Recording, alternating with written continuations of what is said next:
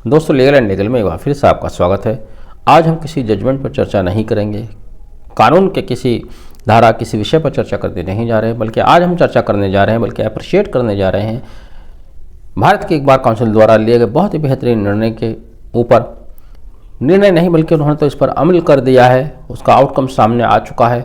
मैं बात कर रहा हूँ bar council of Maharashtra and Goa द्वारा तैयार की गई एक हैंडबुक के बारे में। एक नहीं बल्कि दो हैंडबुक तैयार की गई हैं, जिनका विमोचन हाल ही में सुप्रीम कोर्ट के chief justice doctor D Y Chandrachud द्वारा किया गया। जी हाँ, यह हैंडबुक नए अधिवक्ताओं को ट्रेनिंग देने के लिए तैयार की गई है।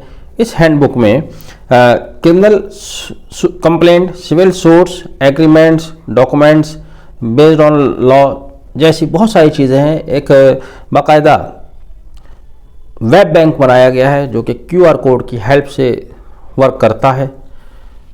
इन दोनों हैंडबुक में अलग अलग एक क्रिमिनल की हैंडबुक तैयार की गई है और एक सिविल प्रैक्टिस के लिए हैंडबुक तैयार की गई है। इनमें क्रिमिनल और सिविल प्रैक्टिस से जुड़े हुए हर एस्पेक्ट्स के ऊपर चर्चा की गई है।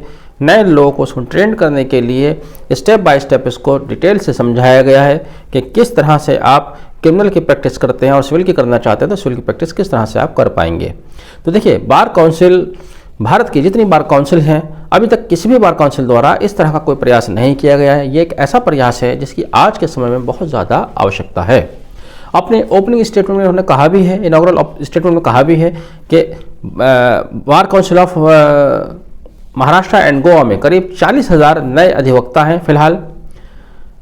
इन 40 के 40,000 अधिवक्ताओं के पास, नए बच्चों के पास, ज़रूरी नहीं है कि इनके पास सीनियर्स हैं या ट्रेनिंग को उस तरह से मिल पाए, तो एक ज़रूरत महसूस की गई। सबसे बड़ी विशेष बात जो है इस हैंडबुक की वो ये है कि यह हैंडबुक सभी अधिवक्ताओं को जो कि नए एनरोल्ड हुए हैं उनको फ्री ऑफ कॉस्ट डिस्ट्रीब्यूट की जाएगी। फिलहाल 50,000 ये हैंडबुक तैयार की गई है। एक बहुत बड़ी संख्या है 50,000 हैंडबुक तैयार करना, और इस हैंडबुक को तैयार करना कोई मामूली बात नहीं था। यह handbook AIR all India reporters के असिस्टेंट्स से और सुप्रीम कोर्ट के जस्टिस BR गवई के मेंटरशिप में तैयार की गई है, तो आप इसका लेवल भी समझ सकते हैं। इस हैंडबुक को तैयार करने के लिए मैं आपको बता दूं, 150 अधिवक्ताओं ने, 150 एडवोकेट्स ने 15 महीने लगातार काम किया है।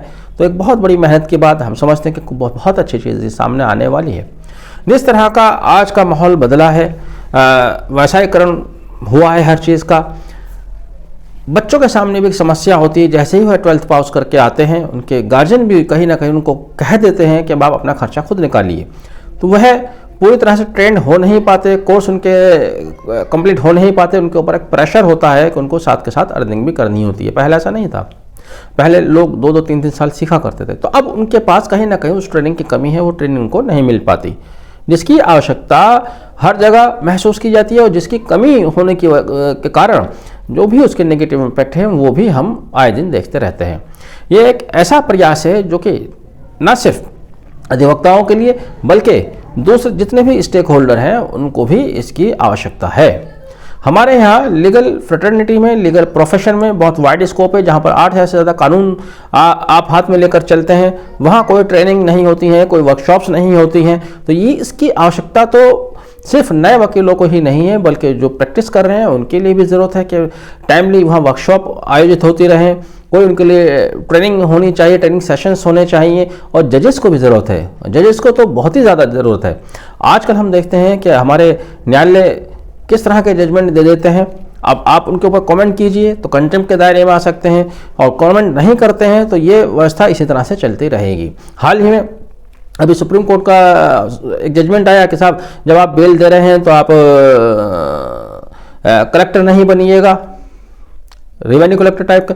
आप अगर फिट पाते हैं तो बेल दीजिएगा, लेकिन उनके ऊपर स्ट्रिंजेंट कंडीशन नहीं लगाइए। लेकिन उसके ही अगले दिन इलाहाबाद हाई कोर्ट का एक जजमेंट मेरे सामने आया, जहां पर 5 लाख रुपए के गबन का कोई मामला था, स्कॉलरशिप का। जज साहब ने कहा 10 लाख रुपए डिपॉजिट कराइए। अब केस अभी चल रहा है, अंडर ट्रायल है, जेल में है, किस बात को 10 लाख रुपए जमा करा रहे हैं? क्या वो केस उसके ऊपर साबित हो गया, उसके केवल बेल के लिए गया है? तो इस तरह की चीज़ें कई बार देखने में आती हैं, तो जिनसे महसूस होता है कि इस तरह की ट्रेनिंग, इस तरह की गाइड या वर्कशॉप की ज़रूरत वकीलों को भी है, सिर्फ जूनियर्स को नहीं है, जजेस को भी है।